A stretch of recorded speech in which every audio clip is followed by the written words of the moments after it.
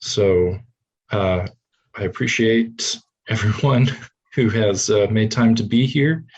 And I would like to note at the beginning that the chat section is turned off, but we have a Q&A section that should be available in the bar at the bottom of the Zoom screen.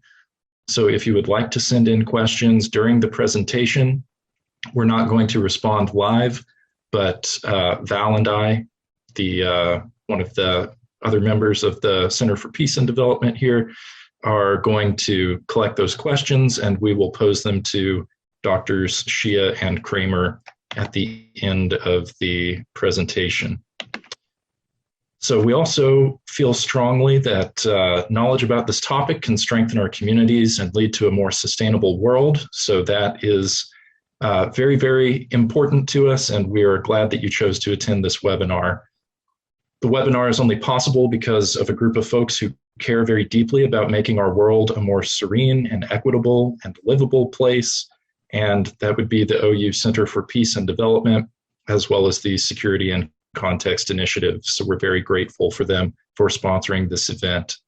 If you want to follow or get involved with the work of these organizations, you can find more information by simply searching for their names in Google, Facebook, or Twitter. And again, that's the OU Center for Peace and Development and the Security in Context Initiative. So without further ado, I am pleased to introduce the first of our two co-presenters, Dr. Elaine Hsieh, and I believe that my co-moderator Val will be introducing Dr. Eric Kramer in just a moment as well, if we can get our technology working. Otherwise, if we are encountering problems there, I will quickly do an improvisational introduction for Dr. Kramer too. But Dr. Hsieh is professor in the Department of Communication here at OU, also a visiting professor at the University of Illinois at Urbana-Champaign, and she is also an award-winning author, a Fulbright Scholar, and an NIH-funded researcher. She's published extensively to examine the intersections of culture, language, health, and medicine in interpersonal and cross-cultural contexts, and I'm happy to have the opportunity to learn from her personally here at OU. She's an incredibly kind and brilliant person whose research is always aimed at creating a better world, so we are very happy to have her here. Also, it seems like because of the settings, my co-moderator Val is not going to be able to hop into the video section here, so I did not prepare a specific introduction for Dr. Eric Kramer, but he is also here with us. Dr. Hsieh's co-author on the book that's going to be discussed today, Presidential Professor of Communication, also here at OU with research specialities in intercultural and cross-cultural communication and phenomenology. So we are very happy that he is here to talk with us as well. And those are the wonderful folks who are going to be speaking with us. And I'm going to let Drs. Hsieh and Kramer take it away. Thank you.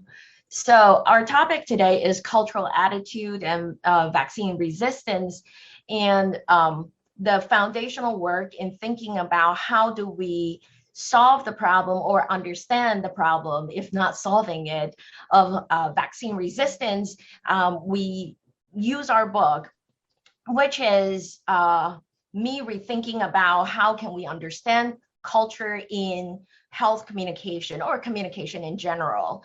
And our book is published earlier this year in March 2021. In there, we were able to include a lot of discussions about COVID, and we kind of think it through of the process of writing the book together. And predominantly, we also rely on Dr. Eric Kramer's theory of dimensional accrual and disassociation to understand how can we rethink culture, and not that is beyond sort of minority groups or ethnicity or nationality, but to understand culture as something that structure our understanding about relationship and our understanding of reality. One of the first things that we know about vaccine resistance is that people are not necessarily ignorant about the effectiveness of vaccines, that these are the headlines that we see, that people are motivated, they want to get vaccine, but somehow the only way for certain groups of people in our society to get it is to disguise their identity.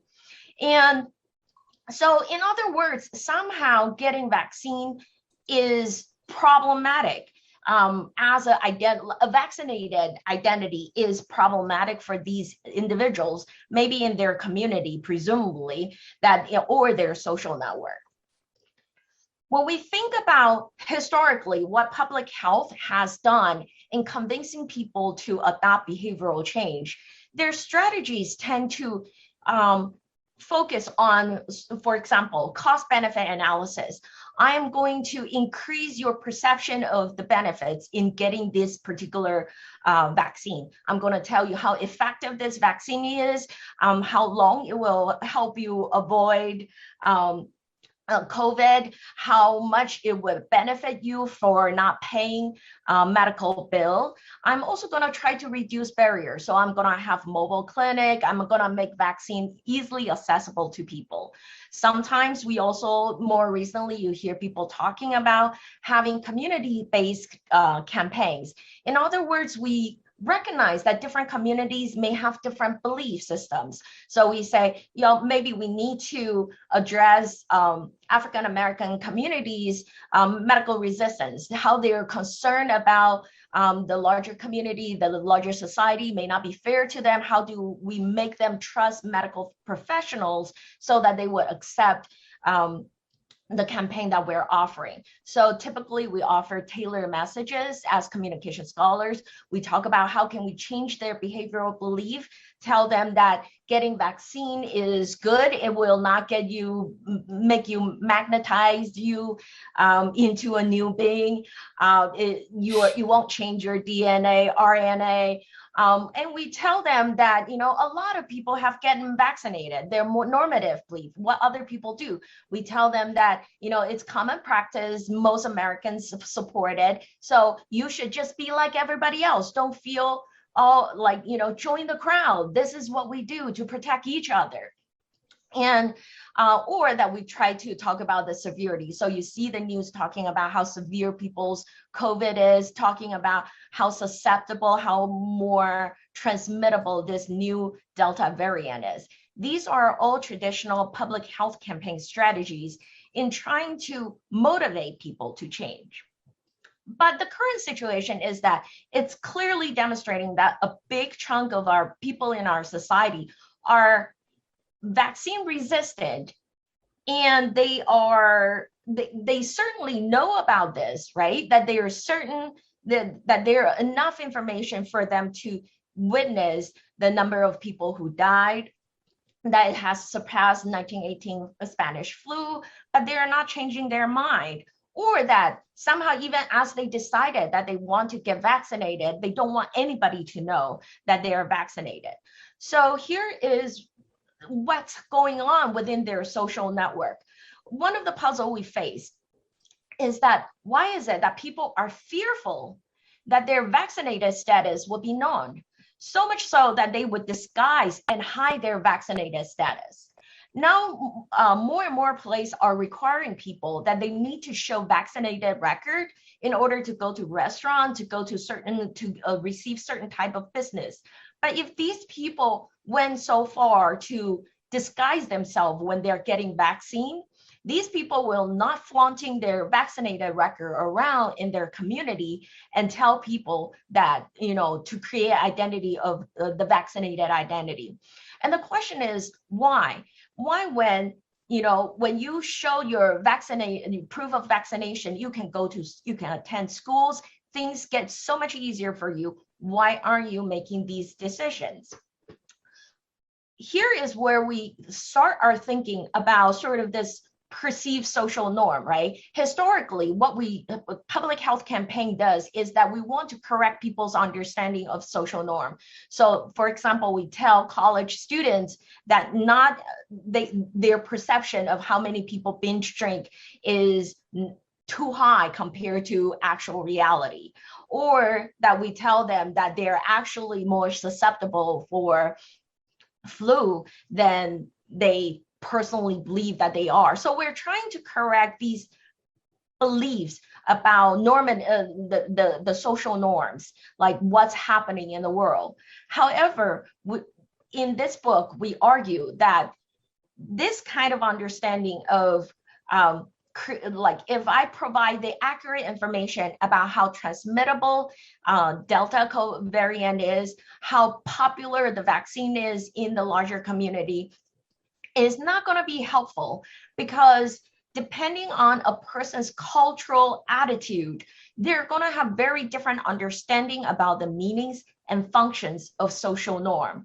In other words, we're arguing that people with different cultural consciousness understands their realities and their relationship with their members of their communities in such a different way that they would lead to very different behavioral intentions and motivations about what they want to do with their health behaviors. And with that, I want to sort of provide the introduction about Dr. Eric Kramer's theory of dimensional accrual and dissociation. Actually, I think I have a typo. It's dissociation, not disassociation. Dissociation. And it's a different, historically, when we talk about culture in health comm, we tend to think about culture as sort of a caveat. You know, this is what people do, but Chinese people do it differently. Americans do it this way, Japanese people do it this way.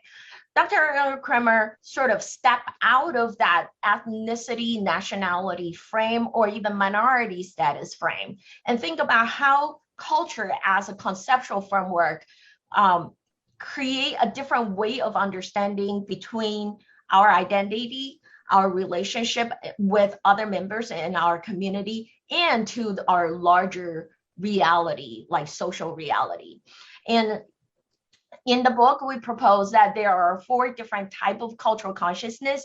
There's magic consciousness, mythic connection, perspectival thinking, and fusion is a particular type of cultural consciousness that presents a mixture of the first 3. These cultural attitudes are not defined by nationality or ethnicity. Rather, they're defined by how we conceptualize our relationship with other people, which then lead to our obligations to other people in social contexts. So Dr. Kramer will discuss the next slide. My background, part of my background comes from telecommunications. That's what my PhD is actually in. And initially I was studying the semiotics and hermeneutics of advertising. So I've always been very interested in persuasive messaging, not just classical rhetoric. And when we face a problem about how to convince people, for instance, to take the vaccine, there are several issues, and I was looking at many, many theories, and I was trying to put all of the different theories into a more fundamental set of first principles. So I went back to look at neo-Kantian theory, and I'm not going to get into that. But I was looking at Lewis Mumford on dissociation, which essentially means how much do people care, and Jean Gebser's work on structures of consciousness. A lot of this is presumed in many, many theories. So for instance, in intercultural, we have theories on linear and cyclical time, theories on high context, low context communication, theories about, high power distance, low power distance, affectivity, affective neutrality, all these kinds of theories that are out there, individualism, collectivism. But from basically 3 or 4 different structures, each one sees all of those variables, but it sees them differently. And so we were thinking about how difficult it is to try to convince people to take the vaccine. And one theory I was looking at was crisis management theory. That begins with the work of Ernest Becker, and Becker is saying, well, when you talk about death, people get very anxious. And so he talks about death denial. And he says that, for instance, if you're talking about COVID and the fact that it could kill you, this could actually drive people back into their comfort zone, back into the rhetoric and the concepts, the conceptual frameworks that make them feel good, rather than drawing them out to suggest a modification of their behavior. When we look at other theories about behavior, there's still a lot of value in looking at things like, the relationship of values, attitudes, and beliefs to behavior, and things like groupthink. I was looking at that too, but when I came back to my own theory, and I was looking at magic consciousness, that theory would dictate that what's really happening here is not cognitive dissonance, it's affective dissonance. It's not group think, it's group feel. It's not logos or pathos or ethos. I mean, it's pathos. And that's really the crux of the powerful advertising and PR industry. And so you have to start to look at it that way. And I was reading Lakoff, who is a linguist, and Lakoff sort of squared off against Frank Luntz. Frank Luntz is the guy who is most famous for framing Republican rhetoric. Lakoff, at the time, was at Berkeley. He was trying to help Democrats reframe debates. So, for example, Luntz would say, well, you shouldn't refer to looking for oil. You should talk about looking for energy exploration, things like this. And Luntz has proved to be very successful at reframing rhetoric. But I tend to come down on the side of Schlafer and some others who say that Luntz and Lakoff have gone to their respective corners, to their tribal languages. And this is really the problem. So I ran across a very interesting study that showed that if you show a transcript, read or show a video of a political speech given back in the 1960s to Republicans and Democrats, and you blank out the speaker, they can't tell if it's a Republican or Democrat because they were speaking the same language. And that language, as Lakoff would say, did tend to harbor values, beliefs, and attitudes. Fast forward to the 2000s, you run the same experiment and people can almost immediately tell which side gave the speech. Well, what does this tell us? This means that we have become more and more polarized on the way we're framing issues and the language we're using. And this is problematic. So it seems that we have to return to more fundamental common ground that would go to not threatening people, but trying to find our common fears and our common hopes. If you want to convince people, and this means we have to find a third language, a language that is neither Democratic or Republican, because this has been so politicized. And I think that would be the way forward. Now, I'm not talking about being cynical and manipulative here necessarily. I'm talking about a sincere attempt in terms of mythic connections. And this is where shared values really live. Mythic connections are in the stories we share. And we still share a lot of stories. If we can find that common ground before it is destroyed. But there are concerted efforts, and we have to be clear-eyed about that, by very smart people to pull us further and further apart. Some of it is coming out of psyops in Russia. They're very good at it. In other words, some of it is offshore, threatening us through the internet and other things. Some of it is a sort of fifth column within our own country.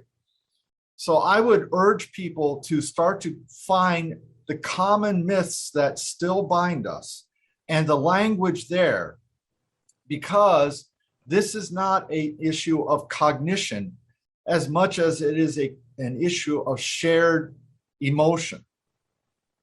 Because that's where our values and our beliefs and our attitudes really manifest and drive our behaviors. So for instance, I had someone come to my house. He was not vaccinated. He would not wear a mask. He was doing some repair work. And I asked his office, is he vaccinated? Will he wear a mask? And they were very kind of nasty to me. And they said, nobody here is vaccinated. And I suppose he could wear a mask if he has to, because the customer is always right. So he shows up and he puts on a mask sort of halfway. And I'm wearing a mask. But then at the end, I said, thank you for wearing a mask for me. And he said, well, the customer's always right. He gave me the same rhetoric again, which is really off-putting. And I said, I'm just trying to do my best. And that caught him completely off guard, because I wasn't attacking him. I was talking about me. And this takes us back to a very fundamental belief that many, many people in this country still share. And that is that we're free. But if you're free, then that means you're responsible. So if you're not responsible, you're no longer free. And I was saying, I'm taking responsibility for this as best I can. And it may not be the right thing to do, wearing a mask. We could argue about that, but this is something I can do, and I'm just trying. And I think that that kind of language, where you reach out to the other person and you say, I'm just trying my best, I think that dulls the sharp edge, the sharp elbows of the politicized rhetoric that we're living through right now. I'll stop there. I'll quickly, I prepared the slide. So I'll very quickly go through perspectival, mythic, and magic consciousness, just so that our audience have some minimum understanding of these concepts. So perspectival people are very individualistic, but they're able to think objectively. They're able to make decisions without emotion getting involved. When they, but these decisions are focused on whatever the ultimate objectives that they're interested in. And oftentimes this is the goals that they pursue, right? So for example, if we offer information about how effective the vaccine is, and my goal is to protect myself, not to get sick, then I'm willing to, if there's scientific evidence that says vaccine is not effective, in fact, it's dangerous, then even though I really want a vaccine because I want to be healthy, I would be able to say no, because this is a dangerous vaccine.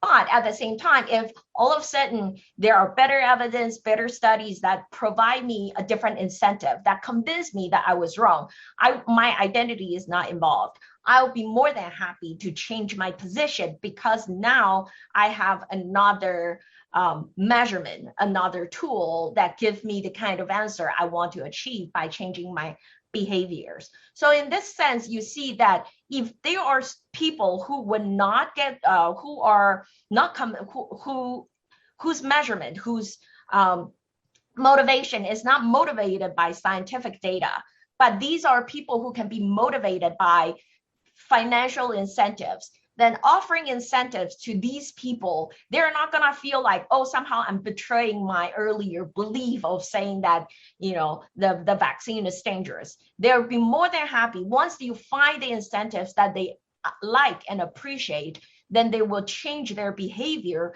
without holding grudges, because they are also, and without thinking about the inconsistency in their behavior. They're not going to feel ashamed for changing their positions, right? They are just making the best decision based on sort of the offer that was given to them.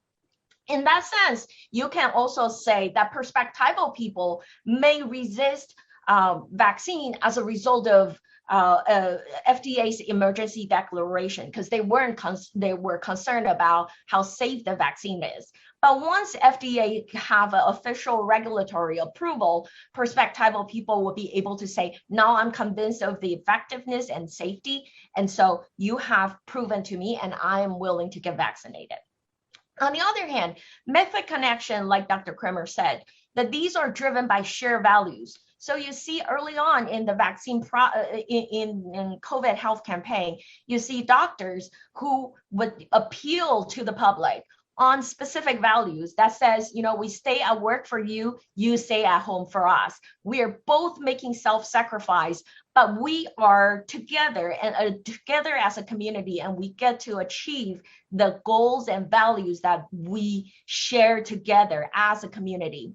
In that sense, in a very interesting way, whereas you don't think of perspectival people would be willing to do sacrifice for others, mythic people are committed to, they are willing to do self-sacrificial acts if it helped them to achieve the kind of value that they want to achieve, like they thought that that's good for the community. So I'm willing to wear masks, even though I hate how humid it is, if that means I get to protect, you know, my neighbors, my students.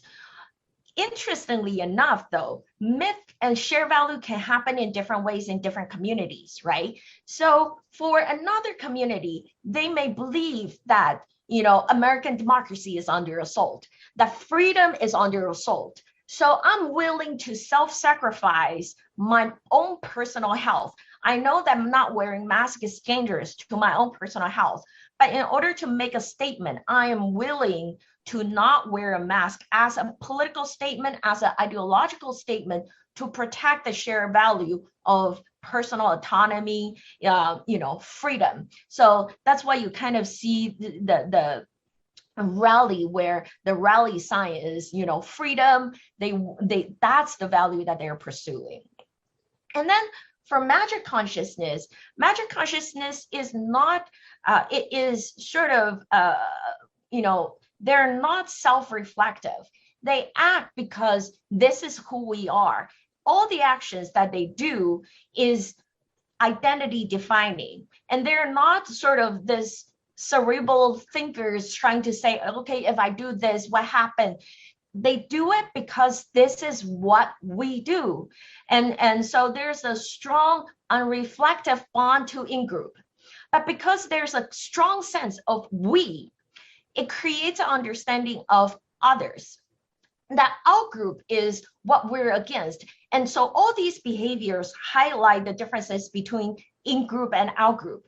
So for people in magic community, being ostracized or excommunicated from their community is the worst kind of punishment. Your identity is stripped away. And without your people with magic, in magic community with magic consciousness, once they lose that identity, they have nothing. There's nothing, you know, even if they have money, even if they have, you know, other colleagues who support them and friends who support them, that's meaningless. Their identity is gone, their value is gone, they're completely lost. And so people in these communities, they do not regret the things that they do, because you know, even with the worst consequences, as long as they are part of the community, they are good, and they will, like, they are saved, blessed, their identity is secured. And what's happening in our current situation is that we start to see that political identity get into vaccine resistance movement. Historically, vaccine resistance is not new. This is very common. there were people who were resisting vaccine in 1918 Spanish flu. So that is not special. And traditionally, these community-based campaigns in public health were able to target the needs of people who are in perspectival thinking or people who are in mythic connection. We get to appeal, we try to interject new values, and we appeal to these people's desire to protect their community, to adopt appropriate health behavior. But because this political identity and somehow also mixture with religious identity create a very strong magic community for our current situation. So what you see is that these political identities, religious identity forms very strong and magic and mythic communities that are hard to penetrate through traditional health campaigns. And in fact, magic communities are very resistant to change, that they feel that any change will destroy, will kill their identity, eliminate their identity. I would just add here that when we look at different types of groups on the variable from collectivistic to individualistic, one of the ways that we get people to conform to behavior is either shame, which is a collectivistic concept, or guilt, which is an individualistic concept. Getting the vaccine is a pretty individualistic activity, unless you can get like a whole church to get on a bus and go and get the vaccines together, something like that. Now, in the past, we didn't choose our communities. This is a big, big thing that has changed. We were born into a community, and we would alter our behavior based very much on stigma and shame. But now people can find their own communities online and organize that way. And so this makes it very difficult for what would be considered a more organic community to bring to bear these really old processes for trying to get people to conform to the norms and mores of the group. Because I may live in this neighborhood, but you're not my community anymore. I've gone online to find my own community, and they don't shame me. In fact, they give me social support, psychological support. And this is part of what we're seeing. And this is a very complex admixture of a kind of fragmenting that is perspectival, that also leads people to seek out mythic groups with their own stories and their own belief systems that ultimately will give them a kind of profound idolic or magic identity, belonging. People want to belong, and it used to be we could threaten that, the community could threaten that if you were doing things we didn't like with children or whatever. There was great shame, and that was very powerful motivator. But we're now in a situation where that's not working. And Ferdinand Tönnies talks about the difference between a modern society and a traditional community. And the old traditional community means of maintaining sort of mores and norms, that's fading. And Tönnies already saw that happening. And that leads to a kind of alienation in modern societies. And that's what we see. A lot of these people are quite alienated until and unless they find the community that agrees with them. So for instance, to give you an example, people used to be born into a church. They were born into a language, into an ethnic identity. So you're born into this church. That's your religion. Why? Because I was born here. My mom and dad go to that church. All my aunts and uncles, everybody. In the modern world, people go church shopping. They don't just accept what is given. They seek out what they want and what makes them feel good. And so one of the things we have to go back and look at is how to deal with dissonance. Because if you're trying to get people to change their behavior at such a fundamental level of values, beliefs, and attitudes, you have to take into account the dissonance they will feel. That's why people are hiding. People go out and get the vaccine, but they don't tell their family. They don't tell their community. This is very strange behavior. And it's because they're trying to avoid dissonance. Okay, I will stop there. And another way to think about this is historically we think of the society, the American society, as a single community, right? Especially in the early on the COVID campaign, like especially when doctors say, I go to work for you, you stay at home for me. There's no understanding of these sub-communities within the larger society. But what we're seeing now is that these sub-communities, like Dr. was saying, is strengthening. And as it's strengthened, it builds on its myth and magic consciousness in that it becomes exclusive, to the exclusion of others, right? That's how they build their identities. And that is really creating a difficult time for public health campaigners to create an effective message to penetrate into these communities.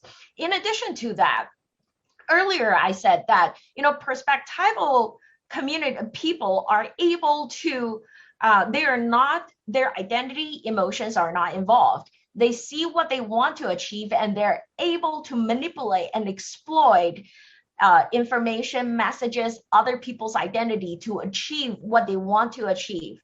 And so you can see sometimes non-believers of these myth or magic communities, the non-believers, the outsider, the perspectival people, they see these myths or that they see these identity appeal, and then they would use these myths or these identity appeals to encourage others to do the things that the perspectival people want. If you're familiar with Mohan Duda's criticism about how culturally sensitive campaign can become problematic and unethical, he argued on that ground that culturally sensitive campaign, even though it tried to incorporate these communities' belief system, but ultimately the campaigners is trying to sort of acting like a I know better colonizer to tell other people how you should change. And maybe it's because you're God, like your street clean. So here they're using the community's mythic belief about gods, but trying to achieve what perspectival people want, which is to clean your street. But because these perspectival people can become very exploitatory toward other people's belief system, so you can see that they are cynic thinkers, that they would manipulate others to achieve their personal goals. So, the interesting thing about this particular chart, when I saw this cartoon, what is interesting is for the true believer of mythic thinkers, that when they die and they scream out for freedom, they meant it. They are sacrificing themselves for a value that they believe to be good for their community. Even if they die, they're protecting this value for their generation, their children to come.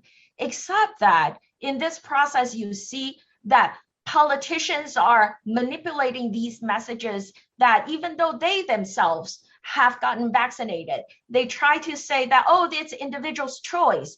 This is a mythic appeal, or that, government cannot be trusted. This is sort of the in-group, out-group divide to reinforce mythic communities or the magic communities' belief about, what they should do for health behavior. When you look at integral approach to vaccine hesitancy, one of the things that we should recognize is that the historical community-based campaign work for perspectival and mythic communities. But the social identity theory says the stronger a person's identity, like we all have multiple identities, but the identity that we identify the most is likely to dictate our decision making and our health behavior. So the identity that is most salient to us will influence your decision at the moment. This is why sometimes I find, like, I think that these type of headlines that, you know, Republicans are least likely to want the coronavirus vaccine, white evangelicals' resistance is an obstacle to vaccine effort. These are factual statements, right? But if you understand how these statements are understood by mythic or magic people, this is a badge of pride. The more, like, the resisting outsiders' influence make me a better insider. That outsiders' influences are manipulative and deceptive, and they're just trying to corrupt us. More importantly, I think that these kind of headlines could create problem in that it raises certain type of identity. So maybe I'm a white Republican, but I really don't I'm not thinking about what white Republican would do when it comes to vaccine.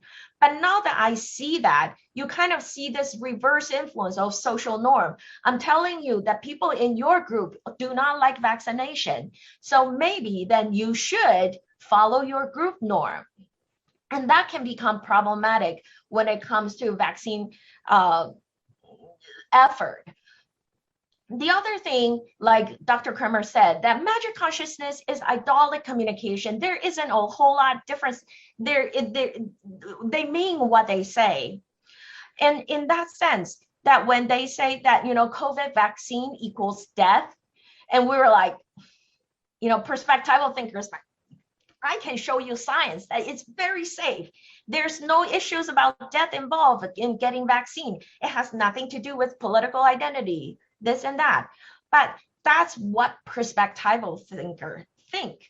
For a magic person, if their community believes that COVID vaccine is an outsider trying to change their identity, then accepting that vaccine is the death to that community or that their community membership, right? So even if you believe that vaccine is effective, that you would like to protect yourself, getting a vaccine, if getting a vaccine equals being excommunicated from your community, and that is the worst thing that could happen to a magic person, then they're going to do everything they can to minimally not let people in their community know that they have been vaccinated, because that is the most valuable identity to them. In the last week last 2 weeks after we agree on presenting on this topic, Dr. Eric Kramer and I would talk about many times and discuss about how we can provide meaningful intervention to vaccine resistance. And we disagree sometimes and we yell at each other sometimes. But here are some of the things that I thought may be helpful. First, we need to think about identities and how identities can be shifted.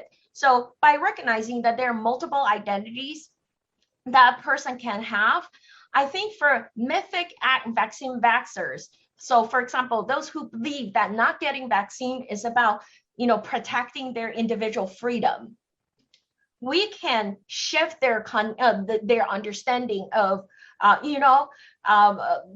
getting vaccine is about protecting other people, and you have a freedom to choose and you choose to protect. So in some ways then you get to accommodate their belief about their individual freedom. The freedom is about, free will is about choice, and you have a choice here and you choose to protect other people. So you get to sort of shifting the shared values, shifting or trying to integrate different type of value that some of the value would encourage them to accept vaccine. You try to shift their communities. So maybe instead of appealing, they may be thinking about their political identity as the most salient one. You bring them back to the family and say, you have family members that you need to protect, that in one of the CNN's report I thought was really cool was there was a gym bodybuilder, and he came out and he was crying, and he talked about how the most difficult part of his he after being diagnosed and being ventilated because of his COVID diagnosis was not about his personal pain, but to witness how his wife suffer, and that changed his attitude. So going back to what I said, that mythic people do not care about self-sacrifice. Sacrifice is okay. It's part of the heroic journey of protecting your value. But once we can shift their identity and sort of your community is not with this political, abstract community. You have a wife, you have children that you are connected to, then that may be able to shift their decision making in that process. For people in magic communities, that would be a little bit more difficult because their identity is directly connected to their membership in that community. So they may, it's harder to ask them to leave that community. But what I think what we could do is we, again, help them re-identify a magic community. So here you can think about sort of like, how do we make cult members who were brainwashed into a cult reintegrated into their families and reintegrated in their society, to help them recognize that the magic identity does not necessarily need to be 100% dependent on this particular community. Second is we can call out false prophet to say that some people are just exploiting your magic belief. And if you can recognize that, maybe they will be able to change their mind about whether I should trust these people or to continue with these magic community. And finally, there's an ethical consideration. Again, health campaign people tend to believe that whatever I do, it doesn't matter, especially if you think about social marketing campaign, that they don't believe about the importance of educating people. They think that as long as I can create sort of social messaging that make people change their behavior, like Dr. Kramer earlier said, that there's this tradition coming from this ad agency that personal belief and growth is not necessarily important as long as you do the things I want.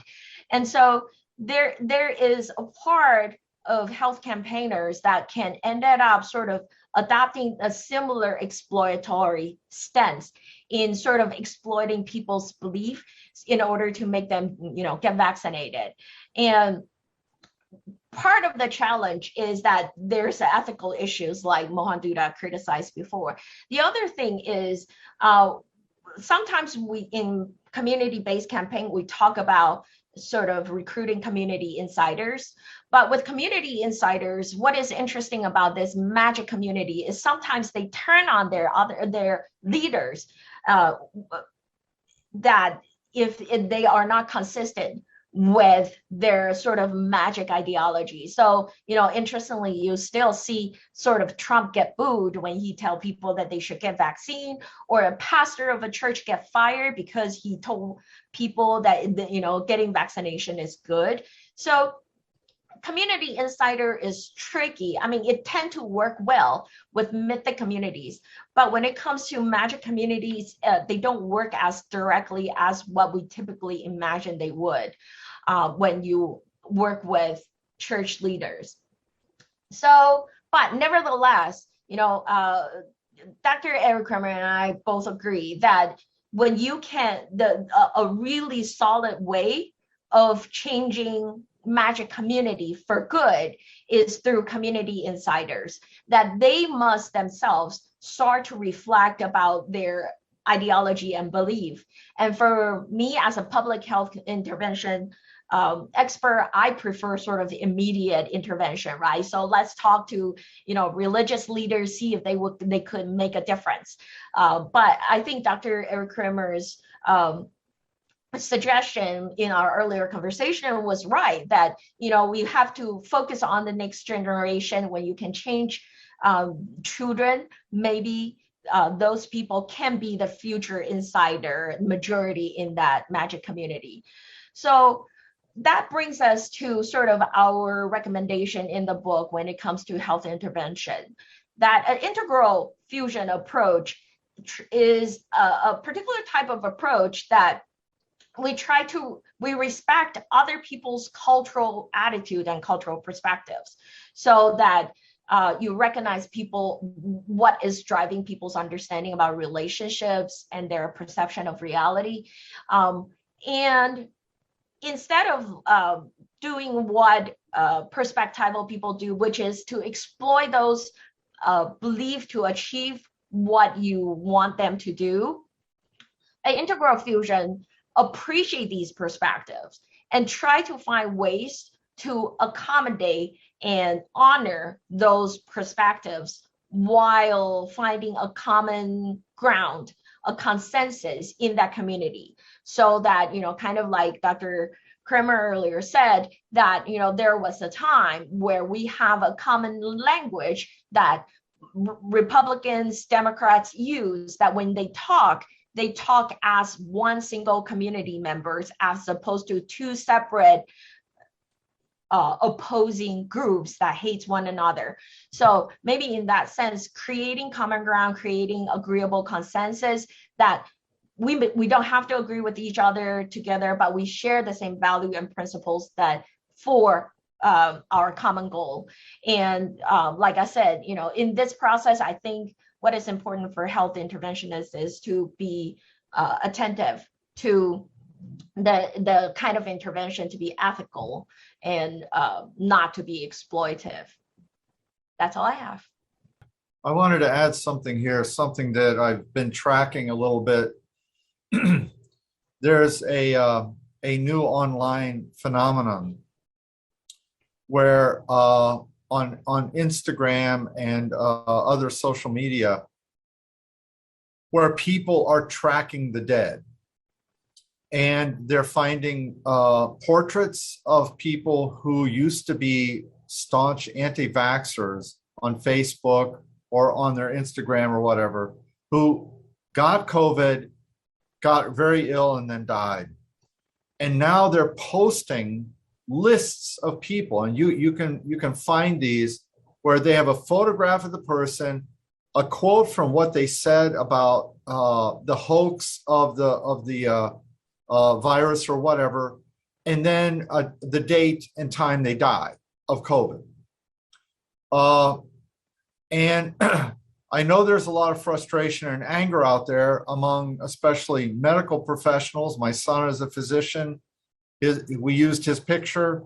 He works in Seattle, and he gets very frustrated sometimes with what he sees. But what we're beginning to see is a kind of really cruel mocking of death, a disenfranchised kind of death. It's sort of like when somebody says, well, my father died of lung cancer. The first question you ask is, did he smoke? And if he did smoke, was a heavy smoker, then people have this attitude, well, he deserved it. And if we believe that a lot of these people are not ignorant and that they're sincere, then we have to assume that they have somehow been misled. And we can't lose our humanity in this process. If we do that, then we have totally othered them and said, well, you deserve to die this horrible death on a ventilator where, the last time you spoke to your family was just before you were intubated, and you said goodbye. So I think that we have to be very careful in our tactics in trying to push back against this, that we don't dehumanize the other. Because if we do that, then the common ground is completely gone. They're other completely, and they deserve to die. And it's funny they died this way, and it's good, and let's mock them. Well, thank you both for sharing your research and your findings with us, for making recommendations to us about what we can do to try and help in our communities.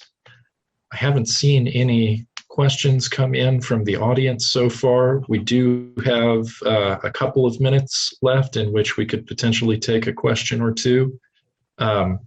As we are waiting on that, I wonder if Val, who has also been working on this event behind the scenes, might want to ask one of the questions that she and I were thinking about.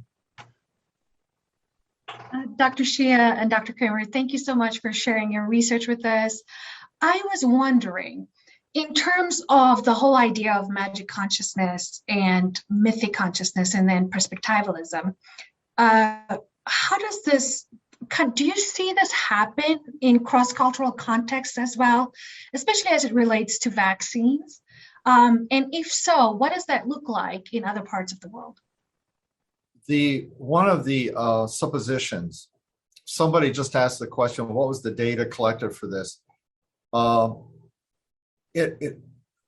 The primary theory was built out of many years by several researchers looking at comparative legal systems, comparative psychologies, comparative religion, comparative arts, comparative philosophies.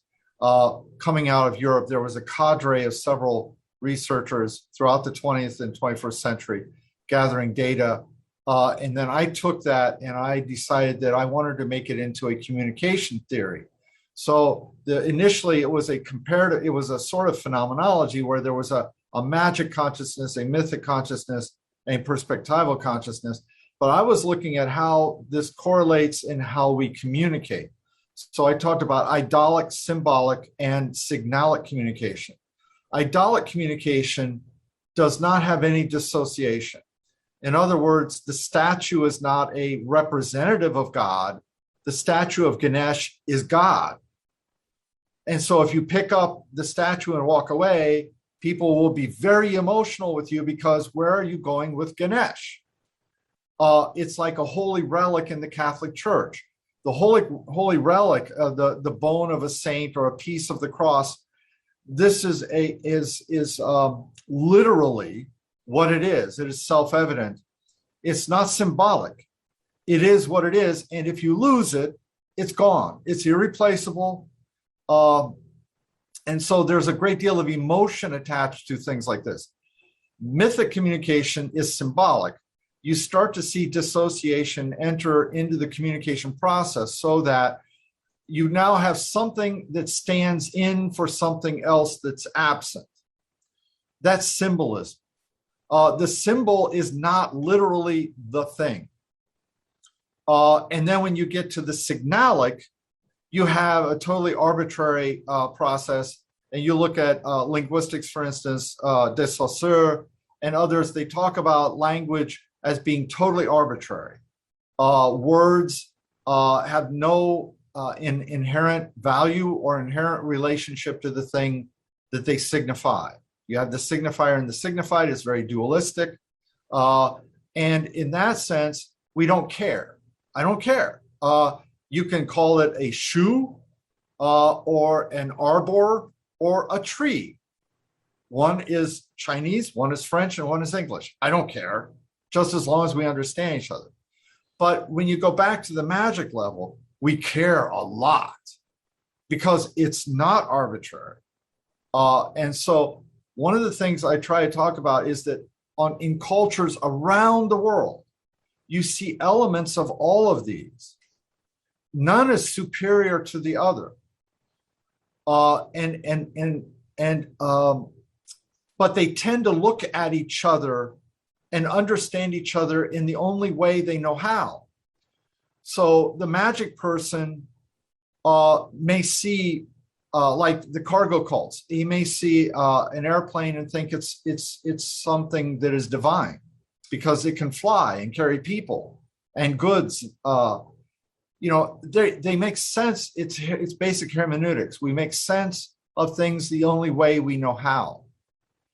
The mythic person may tell stories of heroes and evildoers, good and evil, and it's very polaristic. Symbolism is polar, perspectival is binary. It's oppositional. And so if we can reach out and try to get to know people who disagree with us and understand how they're making sense of this, then you begin to also realize that there is, in hermeneutic terms, a sedimentation. We didn't get here overnight. These cultures have sedimented over a long period of time for individuals. That's why there's an inertia to it. It's very hard to change people quickly, or for them to change you. You know, you may just sort of be smug or whatever and think, well, they're stupid, you know. But so the perspectival person would look at the magic person and say, well, you're inferior because you don't have massive technological complexes like we do. We have satellites and we dam rivers and we can move mountains and, you know, turn entire forests into marketable lumber, things like that. But then the magic person looks at that and says, but you're a profanity. The reason you can do this to the river and to the mountain is because you don't see them as alive anymore. So as dissociation increases, as dimensionality increases, dissociation increases. And what happens is you go from animism to pantheism, ultimately to monotheism, to no gods. You go from all the people are the people to tribalism, to clans, to extended families, to nuclear families, to the individual, and then the individual is lost. You can see how this manifests across many different institutions and processes in society. So as you approach the perspectival, we become more technologically powerful because we don't care. The forest has no value, no inherent value at all. I have to add value. How do I do that? I have to turn it into a commodity. And until and unless I do that, it has no value. But for the magic person, the forest has a spirit. Well, I think that's silly superstition. That's nonsense. But to the magic person, I'm crazy. So we look at each other like we're both crazy and we're in the same asylum. And until we can get to a more integral approach where we can start to appreciate each other and come to understand the comparative hermeneutics, until we can get there, then we're just going to be talking past each other and seeing each other as fools and ignorant and evil even. That's helpful to think about things in terms of needing to have kind of a hermeneutics of grace toward others as well in approaching the subject. We are at the end of the scheduled time. We had one more question come in from Dr. Thornton, so I thought that we would go ahead and ask that one. So he mentioned that there are several pockets in Nevada on both the left and the right refusing the vaccine, and asked if there's anyone tracking who is disregarding Biden's request to be vaccinated instead of just tracking the lack of enthusiasm from the right wing. I want to sort of respond to both Chris's earlier comment about data and Tyler's actually together. One of the things we really try to avoid is using sort of identity label to segment a particular group. So even though we did use like political identity a lot, and these talk highlighted sort of the GOP identity, I want to argue that, you know, not all GOP people are magic thinkers. Some GOP people are still perspectival thinkers. And similarly, there are also, you know, Democrats who are magic thinkers or mythic thinkers. So in that sense, the way we identify, you know, going back to Chris's question, how do we collect data? Instead of saying how we collect data, I will say we use sort of discourse to look at these thinking process, the cultural consciousness. What kind of discourse tells me that a person is evoking a magic identity versus a mythic identity versus a perspectival identity. These people talk very differently about their decision making. So with magic, you see this appeal of social share values. But with magic, you tend to see this drive on in-group, out-group, and how bad out-group behavior is, how important in-group loyalty is. So within the current atmosphere, Biden's can be used as a marker for in-group, out-group divide, right? And if people talk about Biden that way, then we would know that this is a person appealing to magic identity in their decision-making process.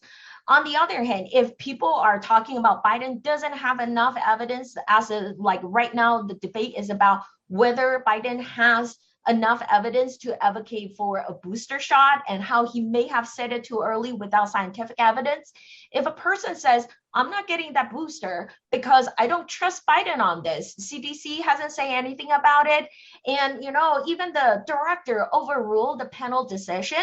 So, I kind of feel like there isn't scientific consensus, and I'm making my independent decision about what kind of scientific information and authority I'm going to trust, as opposed to Biden say this, so I'm going to do it that way. People who says Biden say this, so I'm going to do it that way, is really sort of borderlining on the magic identity with this Biden community. Whereas another person says, I decided not to get, even though I'm a Democrat, but I'm not getting the booster because I just don't trust the science on it. This person is evoking a perspectival thinking in their decision making.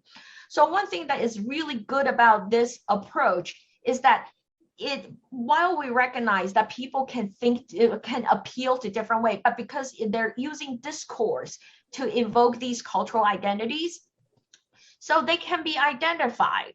And then that process will so you can shift.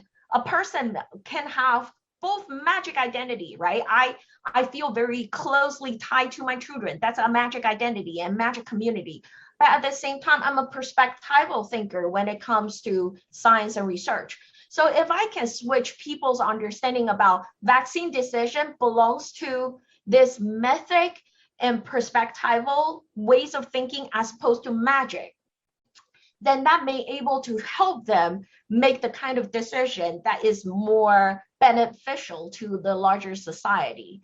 And so in that sense, the data can be collected anywhere, but our analytical process is we look at individuals' way of how they evoke their cultural attitudes and what kind of relationship and identity is implied to know what kind of group that they are. And so, I agree with Taylor that, both not 100% of Democrats have been vaccinated, but I think that people choose not to be vaccinated for different reasons. But I think perspectival and mythic can be reached by traditional campaign. Magic, we need more thinking and figure out a way to talk to them to avoid, kind of like Dr. Kramer said, to minimize that in-group, out-group divide and sort of interject in a way for them to recognize that even though we're different, we're still one community, as opposed to treat me as an out-group and don't trust anything I say. Very helpful. Thank you, Dr. Hsieh. We appreciate both of you taking time to share what you've learned with us. This is going to bring us to the end of the time for our session. I learned a lot. I was very excited to be able to hear from y'all. And again, to our audience members, thank you so much for being here with us. If you want to follow or get involved in the work that's being done to support peace and sustainability, both here and around the world, that we can start some of that work here in this community, please check out OU Center for Peace and Development and the Security and Context Initiative. And we hope that we'll see you around at future events. Val, do you have any closing thoughts? No, I just want to echo what you said and just express our appreciation to Dr. Hsieh and Dr. Kramer and to OUCPD and SIC for granting us the platform to be able to discuss this very important topic and reach people on a different level of thinking about these issues and from a different perspective, especially also from a communication perspective, looking at these things from the way we study it.